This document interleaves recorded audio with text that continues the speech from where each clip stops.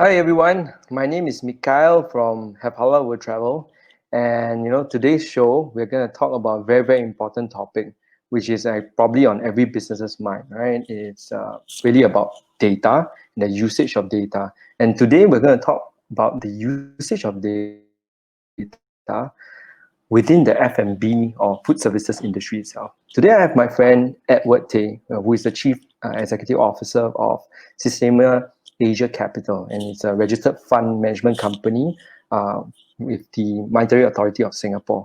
He has served many different senior appointments, right, in technology giants from IBM, Inspur, British Telecom, and so on. And interestingly, he has also served quite a few appointments with halal related organizations in China. So without further ado, let's welcome Edward to our show. Okay, thanks for having me here today. Thank you for having taking time out to come to our show. So Edward, we spoke previously, right? And you mentioned you had a lot of experience in not just data, right, but rather in with some Muslim organizations in China. That's actually a very interesting thing, right? To actually find a non-Muslim, being involved so heavily, not just in technology, but also in Muslim related organizations. Maybe you want to share a bit about your experience, your background. Yeah, sure. Well, I think first and foremost, I'm a born and bred Singaporean. So I think in Singapore, we practice this equality across the race, across the religion. So from a very young age, I'm very open to and I have friends across all the different religions. And well, with a stroke of luck, when I was posted over to China at a very early age in IBM, I started building a career over in China. And increasingly, I realized that there's actually a sizable pool of Chinese who are actually Muslims as well. Just one thing leads to another. Many of these are all personal connections. None of my businesses are in the halal business per se, but I do believe in giving back to the communities and also sharing many of the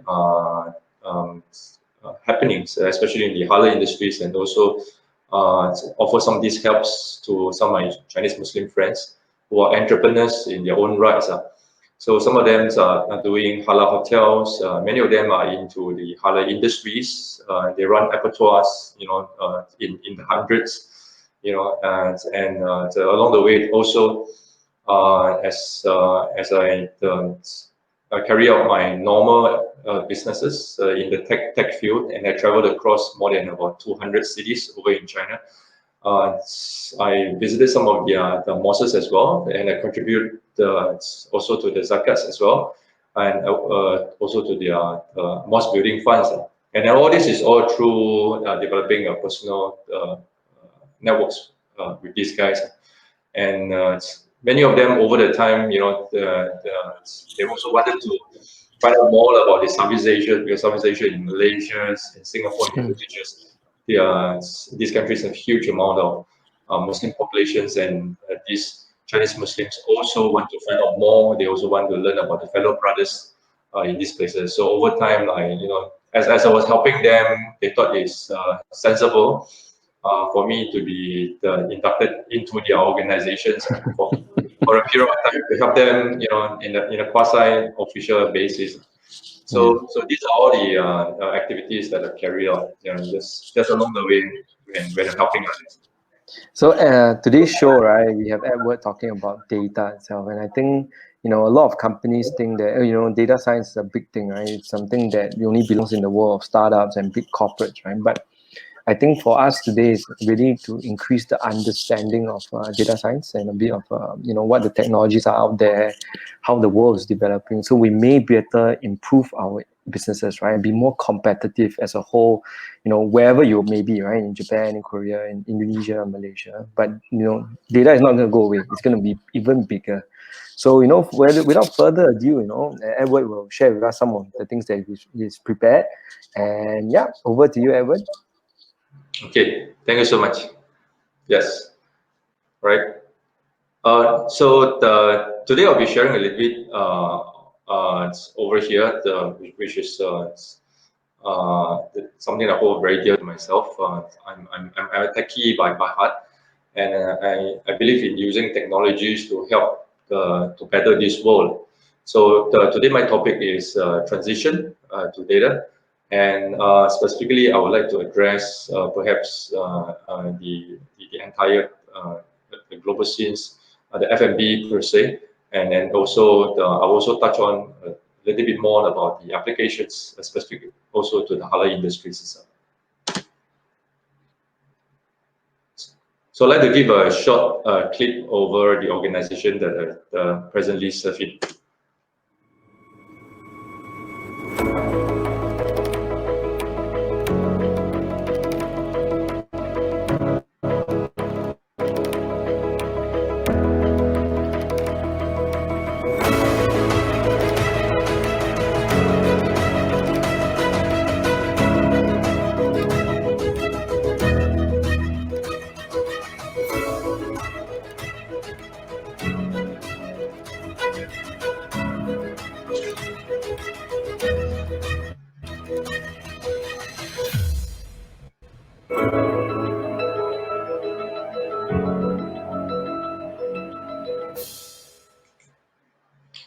Yeah, so a bit of my background was I once served as the vice president for the China Halal Food Association.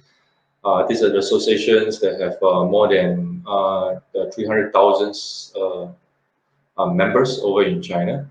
And also I was serving previously as a vice president as the China Muslim Travel Associations. And in that capacities, I've led the delegations over to Malaysia, to Indonesia, bringing travel agencies and MICE operators who are keen to build networks in the whole Southeast Asia for exhibitions and as well as for networking. And myself, I've been an angel investor since year 2000 across Asia. Across Asia, and I've spoken and make representation in events such as the World Islamic Tourism Month, Indonesian Tourism Awards, and also the China Muslim Entrepreneurs Summit. So I would just like to share by several global trends that, in my opinion, is going to be very critical for the industries operators in Asia, specific to the F&Bs and also the halal industries. So the one trend that I see very clearly is increasingly we are all moving into the new economy, right? The new economies, many of the old mindsets will have to be changed, and this is driven in a large part due to the next wave of innovations, which I will share a little bit more later on. And I would also like to share a bit about the changing regulatory landscapes that all the operators and the business owner will have to navigate moving forward. The shift to the new economy. So under the new economies, I feel that especially during this COVID and the post-COVID, many of the businesses will be, in many of the countries, they will actually be moving towards, number one, building up a self-reliant domestic supply chain. And I think this is really one of the very key core that is very relevant for your businesses, because building domestic supply chain will mean that many countries will need to now consider how do they build a more robust, a more safe, in terms of the food storage, in terms of food securities, in terms of the food supply chain. And F&Bs, as well as the halal industries, is very much the domicile in such supply chains. So in the past, where we are seeing a lot of global supply chains or even regional supply chains, right now these are going to be fragmented into a much smaller ones, given the facts that many of the countries and the national leaders will be driving for self-reliance. So that's one. And another key area which I like to highlight is increasingly, right, because of this, the fruit, right, many of these innovations are all being driven by one core area, which is sustainability. Right, in the past, we wouldn't, everybody will be talking about organic foods, but right now we are really talking about even impossible foods. There are foods that actually helps to save the world, foods that actually help to reduce the use of meat, and so on and so forth. So these are some of these trends that is really ongoing that will ultimately impact this F&B and halal industries. So what are the next waves of innovations amidst all these uh, global changes? So the field that we could list out over here is operators will right now need to understand and appreciate, right, that these are all the things that is really out here itself. Okay, top of the mind is artificial intelligence and machine learning. So what does artificial intelligence really mean to the F&B, the mom and pop shops over here? What it means is right now, actually the technology for using artificial intelligence is very advanced compared to 5 years ago. So there will be many data that has already been captured, and there are many data analytics softwares and solutions that is riding back end across a whole range of platforms that you can readily embrace and use. And this will allows you not necessarily to build artificial intelligence or machine learning app, but really to be as a user, to use this to gain vital business insights, to know who are your customers, what your customer likes, and how do you personalize that customer experience with your customers. Be it, for example, right, one um, some of these things are readily used in food delivery platforms, in Gojeks or even Grab Food, right? And also in many of these royalty rewards platforms, or even the order management solutions. These are all very common right now in the world. Right. Clouds and cybersecurity is also an important consideration, right? Almost 15% of the world data is all increasingly going to be in the clouds in the next 3 to 5 years. And what that means is no longer you need to bring a lot of heavy machineries or devices everywhere you go. With a small handphones, with small tablets, with a small pause, you can access many of these informations that you run in your businesses out in the cloud itself. So you have companies like AWS, you have companies like Azure, you have companies like Google Clouds. They are all rushing to provide a whole range of productivity tools uh, for you in order to tap on. So this is a very key factors that you need to consider, because you need to use this in order to actually get nearer to your customers, to your end users. And many of these big companies have very good cybersecurity teams that will help to fend off many of the data breaches or the impacts to your businesses. IoTs and 5Gs is literally right now. For example, in Singapore and in China, they have already launched 5Gs. Many parts of the Asias and the groups, they're also going heavily into the 5Gs, including all the options. So what does 5Gs means when 5Gs is here for your businesses? These are some of the questions that you need to start to think about, right? How can you use 5Gs when to bring in your customers? Because in futures, your customers would have all their geospatial data. They will have many of their preferences. You can actually personalize many of their needs, whether they are one that actually values convenience, whether they are one that actually values value for money, whether there are those who actually respond when you give certain promotions, and how should your promotion be.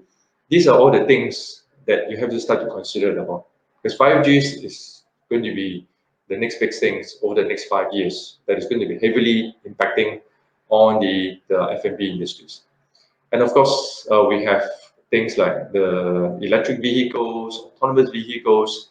All this is all going to revamp the entire food delivery solutions. And many of the people who are involved in for example, in the supply chains, dealing with the warehouses, dealing with the order managements, right? They will have to reconsider what are their business plans like, who are their next partners to be, including, the last mile delivery such as drones itself. So I briefly just summarize this in just one slide. What are the frontiers tech for the future in F&B that you guys should be really looking into, right? Many of these are all very deep topics, but I think, as just the practitioner on the ground, it is important for you just to have a simple appreciation of this. If you need more, there are many courses, many webinars, and then also many of these specialists who are able to help you to navigate some of this itself. So I would just like to use a very simple case studies just to highlight this. So Singapore F&B industry has actually contributed about 14.4 billion in 2015 in terms of the GDP. So approximately generated about 240,000 jobs. And interestingly, they actually churned out about 3.2 billion in terms of the supply, in terms of expenditure within the supply chain itself, going into all the ICTs, the factories, the cold chains, the entire supply chain from end to end itself. So this is a very interesting figure. And what are the opportunities, when Singapore actually try to navigate this itself? So associations and the agencies such as the Infocom Media Development Authority, IMDA, so they work closely with the Singapore Manufacturing Federations and also the Restaurant Association of Singapore to help the Singapore's F&B industries to upskills, to reskills, and also to go digital. Yeah, in many ways itself. So some of the things increase increased efficiencies. They help to eliminate repetitive tasks, and also the introducing many of these data analytics tools, right? And also new product research tools in order to help them to manage the cost. And these productivity tools are really very important because on one hand, they actually helps to reduce the impact of the high rental and high labor costs, which is faced in general by all the Singapore F&B practitioners. But on the other hand, they also helps in to the provides access and also the ease of finances. So in terms of the changing regulatory landscapes, I'd just like to briefly share some. So we have countries who are going on both sides of the whole this system itself. So on one hand, right, as many of you guys are very familiar, so the last 1 month, one of the biggest histories was actually the Ant Group's IPOs that failed to materialize. And one of the key reasons for that was there was regulations that's coming up, and also draft regulations on the antitrust. They are helping. They're trying to cope and understand many of these businesses that was innovating at such a fast speed. And this also apply within the F&B itself, because companies like the N groups, they are serving close to about 500 million people itself, right? Many of them are very young, between 15 to about 35 years old, and many of them actually order from their food delivery platforms, right? That is all investors within their parent groups, the Alibaba group itself. So this is one end of the whole thing itself. And my group, that we are also in India, and we have a fund, and we also invested in several of these companies itself. Right? Companies like Licious, companies like Rebel Foods, and we co-invest together with Vertex and Sequoia. And we are also helping some of these portfolios navigate the ongoing regulations involving technologies, involving innovations, very specific to the F&Bs across India itself. And on the other hand, we also have initiatives from governments such as from Singapore that helps actively with the SMEs to go digital, offerings, supports, go digital, pre-approved solutions, and also helping the F&Bs workers to gain employment and also get more trainings through the skill futures and productivity solution grants. Yeah. So this is one of them that I've just listed. So my takeaway when I was preparing the slides for this one is, the technology is no replacement for the personal and customer service. Yeah, no matter how fanciful and bell and whistles over the technology itself, no matter how much you put into the business itself, the the personal and the customer service, the F&B businesses, right, is very important, especially in Asia, where networks and ties are really held at a higher importance. Of course, convenience is necessary. The value for money is a must. But the final thing is behind all these technologies, there has to be the idea that we are providing a much more personable, a much more higher customer service as compared to the previous generations of instruments. So with that, I would like to end my presentation. Thank you very much. That was very insightful, and now I think on the minds of many of these F&B and also food services business owners, right? They might be thinking of some questions, right? So I'd like to enter the Q&A segment where we can have a bit more colorful discussion with regard to data science, right? And also adoption across Asia and perhaps the world. So actually, Edward, you're really an expert in this field, right? And you have many years of experience. Have you seen how the world has changed, right? And previously, maybe even 10, 15 years ago, very little people were actually talking about it. And a lot of this technology was still very military driven, right? And then after it became very commercial. And nowadays we can, find any plugin, from AWS or Amazon or Alibaba, they will be providing these things to many different, and accessibility has reached all-time high. So I just want to understand from you, right? What do you think, at this moment of time, what is the adoption of data science, right? Maybe in Asia, do you think it's, are we fast enough? Do you think some countries are faster than others, right? Well, what do you think about, this question itself? Okay, yeah, that's a great question. What I've been working with global companies from the start of my career. So if I were to compare between the Europe, the US, and Asia, I must say that data science adoption is definitely higher in Asia. It's definitely higher in Asia as compared to the rest. And I'm referring specifically in terms of the quantity, not in terms of the percentage.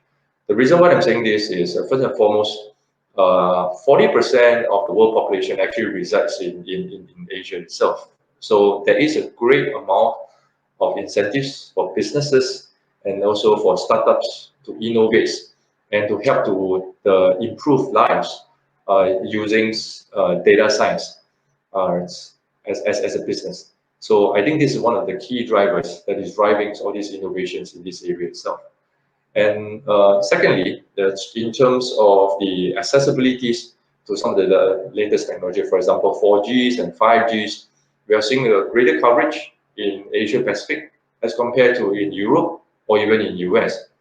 So given that the advent of such transportations and the telecommunication technologies that is pervasive, this is very important because it will then actually emerge a lot of innovative startup that is riding onto that platforms itself, onto the 5Gs, onto the IoTs platforms. And many of the countries, actually, for example, in ASEAN, there is about a total of about 100 over smart cities pilots across the whole just 600 million region. So, if you want to broaden that across the whole Asia, right, to Korea, to Japan, to India, to Indonesia, there's possibly close to about 400 to 500 smart cities pilots, which are all trying very hard to link the future with what is over here itself. And data science is really the underwriting behind the whole thing itself. Data is the next goal itself, if not the goal itself right now as it is. Right. A few years back, as you can see, there are a lot of data breaches, for example, like Cambridge Analytics, and also in Singapore itself, and also in US, even with big companies like Masters and Visas, right? So everybody has fallen into either cybersecurity frauds or also data issues. But this is part of our learning processes, right? We have to encounter the problem so that we know where are the gaps, and then we will try to work with the entrepreneurs, we'll try to work with the regulators, we'll try to work with the researchers, the universities, to try to help to cope with this as the world evolves. Thank you. So I personally have a question, right, which I think is similar to many different businesses, right? For Halal Will Travel, we're sitting on a lot of data, like really a lot of data, right? Like in terms of what people are interested in, what kind of, like, for example, like just simply for us, right? We have millions and millions of data points coming in a month, in a year, and they are about definitely user IDs, and about preferences, like, oh, do you like, if we're talking about food services and F&B, do you like, a particular cuisine, like maybe Italian or whatever it is, right? And you are reading and consuming these articles on HWT itself. I think the problem was 3 years ago, we didn't quite know where to start. And this gold that you're mentioning, right, is like in a gold mine, which we don't really have the tools to mine it, right? We don't really know how to start, right? So I'm not sure. I think you mentioned just now, right, that you did some investments in India with regard to data-driven companies in F&B sector, right? I think what this whole segment and series of questions that I will ask, right, is with regard to starting on this and starting to mine this goal, right, which is data, and also to actualize it and to actually make real business impact, right? If I'm a business, then I know I'm collecting a lot of data through POS systems, right? Through my social media, through a lot of my customer CRM, database, right? How can I start? And then of course after that, the application, right? How do I use them, right? So is it cloud kitchens? Is it, different ways to do it? So first question first, where to begin? All right, okay, this is $1 million question. I think you were to start from ground 101, for example, right? Just using, for example, F&Bs or even halal industry per se. You as a business owner, first and foremost, understand which of the value chain you're sitting on. Yeah, I've always shared with a lot of entrepreneurs and startups that your business cannot be everything to everyone at all the time. It is impossible, right? Yeah, resource-wise, management time-wise. Yeah. So as a business, you need to realize where you sit. For example, right? If I may use Halal Will Travel as an example. So if you guys are looking at tapping the flows, right, and to be a digital enabler in that sense, then most likely you will need to be in a position whereby you are one, connected with both all the solution providers, and number two, connected with all the solutions users. And this could be all the restaurants, this could be all the hotels, this could be all the companies who are readily needing all these POS systems or the cloud kitchens or any solutions over there. So everybody will have one angle that will make sense. And on the ground, right, if you're just running, let's say the F&B chain, right, across Asia Pacific itself, right, in Korea or in Pakistan or in Bangladesh, right, how do you want to actually develop a business? You may want to, number one, think and actually participate into some of these webinars and things and see what is happening in other parts of the world itself. One thing about food I realized was, the food issues is a global issues. It's not just a local issues. And the business model in the food industries actually is a global thing. What happens in the US, what happens in Europe, what happens in the Middle East, what happens in the Africa, sometimes is equally applicable to us. Yeah. For example, if since just now we talked about the cloud kitchen. Cloud kitchens as a concept actually started in the States itself. And very soon it went over to Europe. Asia Pacific as a doctor for this is actually about two years, 1.5 years, 2 years behind the curve itself. But interestingly, you have people from India, people from China, people even from South Korea who are starting to do this with a gap about 2 to 2.5 years, and they have done exceedingly very well. And one of the key things, behind this whole thing is, number one, the needs is very big, right? In India itself, in China itself, in South Korea itself, many people actually are ordering food, right? And they're working very hard, and so they are not really cooking, and many of them actually they actually share the same cultures about eating together with their colleagues, with their friends, or even with their families. So all these factors are somewhat all driving towards the proliferations and the scaling up of all the cloud kitchens across the Asia in general. And we're also seeing that also happening over in the Southeast Asia, in Malaysia, and also in Indonesia as well. And many of these foods are all very niche per se. Yeah. Another one that's very interesting is the cloud delivery platforms, right? You guys are very familiar with Grab, even with Gojek itself. And in China, you guys have Meituan or Baidu. And then, in India, we have invested about a few of these platforms itself, Licious, and as well as Rapid Foods. So in all these food itself, not only they are providing sometimes halal food, some of them are going into niche area, for example, vegetarian, vegans. Some of them are going specifically targeting for gyms and fitness bluff. Some of them are targeting especially for the children, for the students. Right? Every one of them has a niche by itself. And this is very important because in the world of technologies, technologies are too many. The important thing is, what does a business owner, what does entrepreneurs you want to focus on? Where are your target audience? I think this is the first question that you need to answer yourself. And once you're able to find where are your current audience, who is willing to pay, then it's easier to work with even companies like uh, the specialists to help you bring in some of these solutions. Okay, very interesting. Actually, I'm curious, right? Ever heard of a Chinese company. Actually, it's one of the other speakers, right? They told me about their technology because they're in the space of POS itself, right? And they got thousands of POS deployed across China. And to me, China is kind of leading the way, right, for in terms of data, the transition towards data, right? And data-enabled companies, they are able to reduce costs and also increase revenue, right? And therefore, be more profitable. And I think that environment itself created a very competitive Amazon-like rainforest, right, where the fittest survive. And I've seen data applications there that are very amazing. And I think we should discuss this because they run a POS company, right? And they have thousands of POS across China.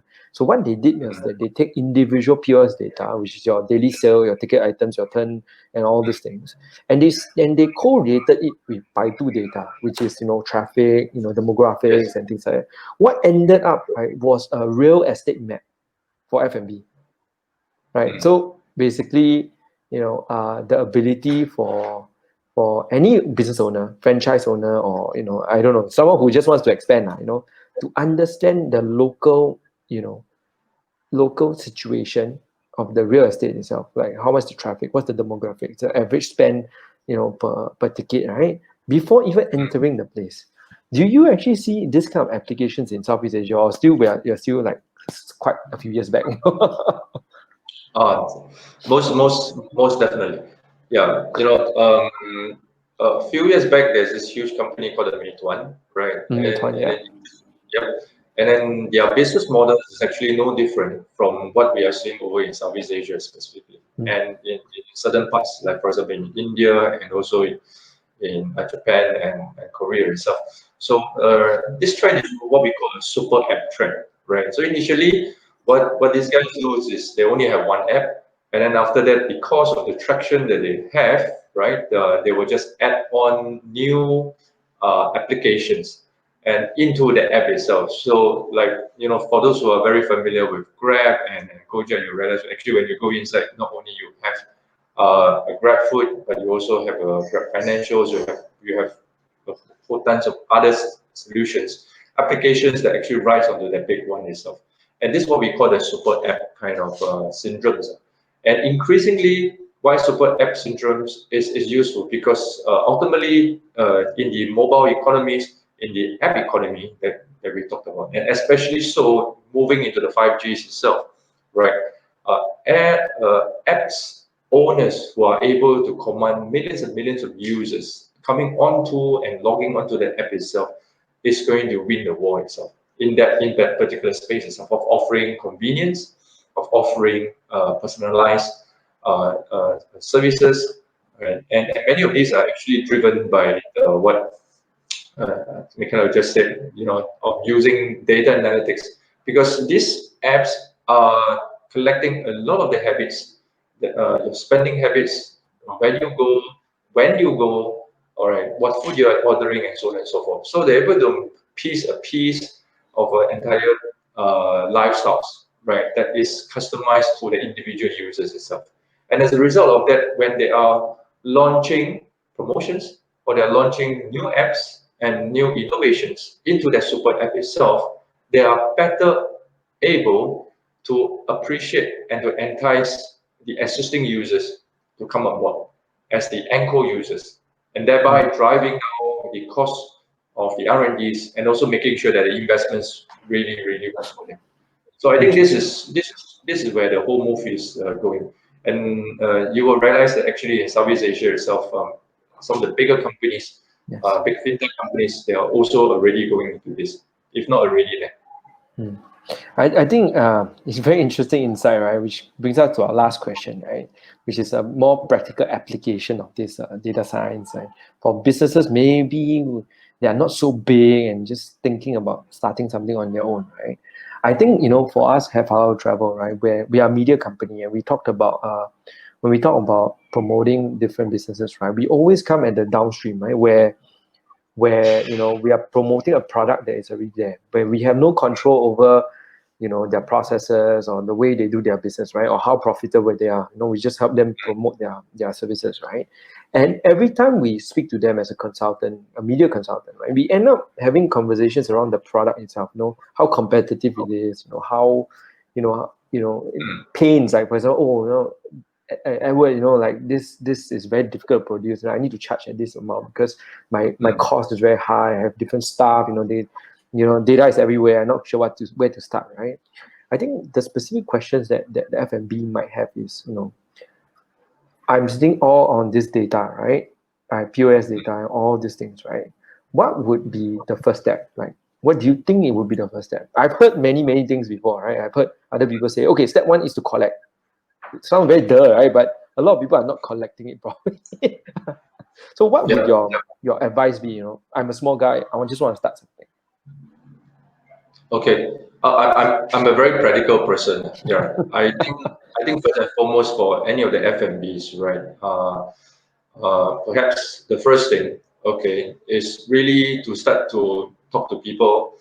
Like for example, if you're running a halal restaurants or halal F&Bs, perhaps the first thing is not to think what you should be doing, right? Because there are too many knowledge out there that is not going to be acquired within the next 3 to 4 months, right? How can you make immediate impact to what you want to do? Perhaps one thing is you may want to try to talk to the people like Halal Will Travel, for example, because they are the one who actually work with a lot of technology, a lot of solutions.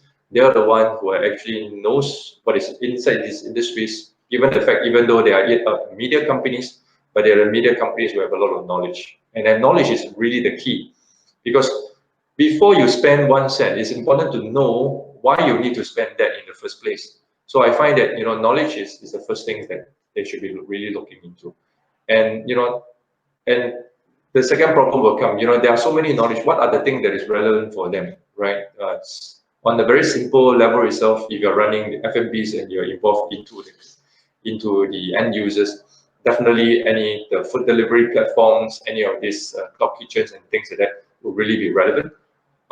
If you are into the supplier chain of supporting all these restaurants and the halal businesses, then perhaps you need to look into one or two of these solution providers who are into your industries, into the logistic industries or the coaching industries that can really help you go digitize. I think the important thing is know who to find first. Yeah, yeah, because the amount of money that you have, the amount of resource that you have is very, very little. The talent that you have is also not enough, right? The boss you call this is probably the best person to decide how to deploy the very limited funds into an area, hopefully, that can make revenue impacts for them and reduce costs for them, across the next few years. So I think these are all very tough decisions to undertake right now, especially with the entire retail COVID, markets and the COVID markets, and also with all the safe management distances. So it is better to really, first and foremost, embrace the knowledge and really find out what you don't know first.